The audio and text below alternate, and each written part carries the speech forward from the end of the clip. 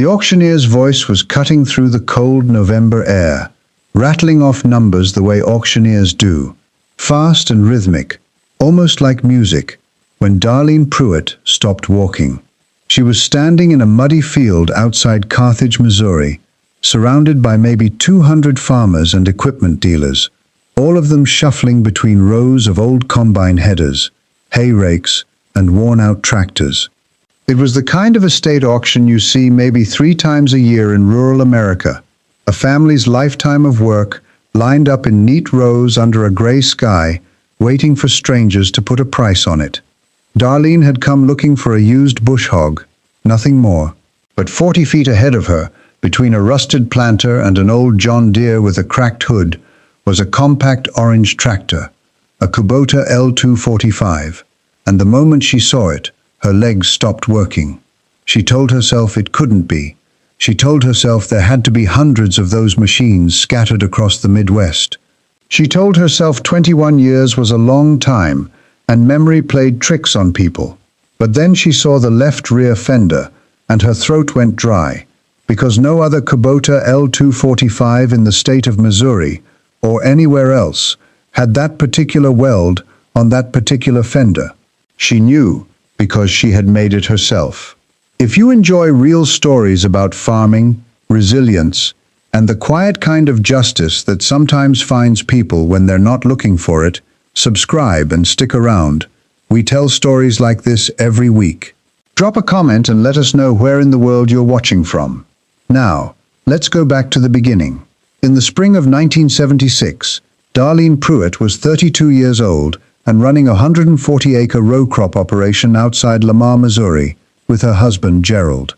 They grew soybeans and a little corn, raised maybe 40 head of cattle, and did what most small farm families in the Midwest did during that era.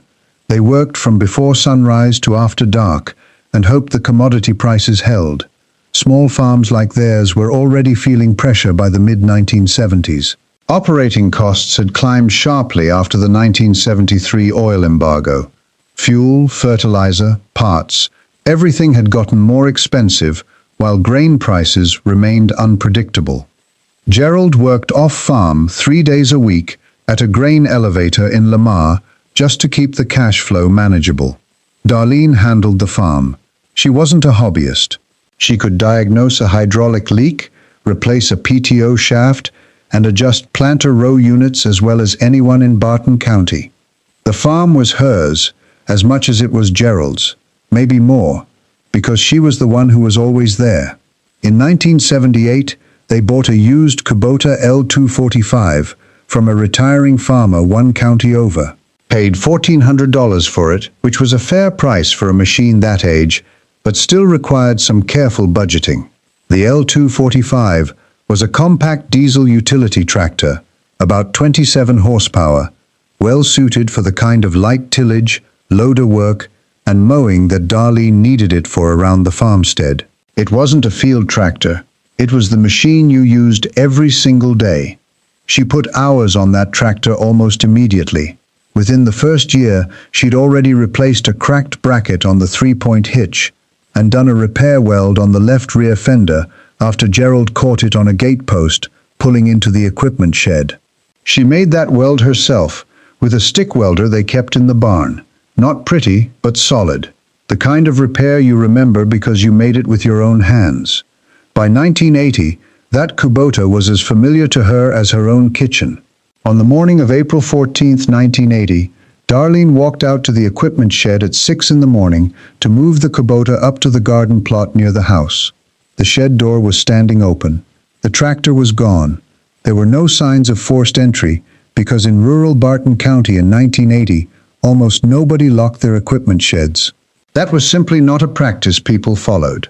Rural communities operated on a level of trust that is genuinely difficult to explain to anyone who didn't grow up in one. Neighbors borrowed tools without always asking first. Gates were left unlocked. Nobody seriously imagined that someone would drive off with a tractor. She called the Barton County Sheriff's Department that morning. A deputy came out, took a report, and noted the serial number, which Darlene had wisely recorded in a small spiral notebook she kept in the kitchen drawer. alongside appliance manuals and seed receipts. The serial number was L245-11842. That notebook detail would matter more than anyone could have imagined. The sheriff's office made inquiries. Farm equipment theft investigations in that era had significant limitations. There was no national database equivalent to what law enforcement uses today. Stolen machinery reports moved slowly between counties, sometimes only through agricultural bulletins or word of mouth between Farm Bureau offices. If a stolen tractor left the county quickly, the odds of recovery dropped sharply. Their insurance carrier paid out a partial settlement, not enough to replace what she'd lost, but something. She bought a different tractor the following spring. Life continued, but Darlene never entirely stopped watching for that orange Kubota. By 2001, the Pruitt farm had changed considerably. Gerald had passed away in 1993 from a heart attack. Their daughter, Renata, had married and moved to Springfield. Their son, Colt, had taken over the row crop operation and was doing reasonably well, having transitioned more acreage into no-till soybeans. Darlene still lived on the property in the farmhouse she and Gerald had built, still kept a garden, still helped with the books. She was 57 years old. The theft in 1980 was a story she told occasionally, not with bitterness, just as a piece of farm history, the way farmers talk about bad seasons or crop failures. It had faded into the background of a life full of other things. Until November 2001, the Hartley estate auction was advertised in the Carthage Press and on flyers posted at a few feed stores in Jasper County. Earl Hartley had died in September at the age of 78, leaving behind a farm that had been in his family since the 1940s. His 3 adult children, none of whom farmed, had agreed to liquidate the equipment through an auction company out of Joplin. Darlene drove over with her neighbor, Bev Calloway, on a Tuesday morning. The auction was scheduled to start at 9.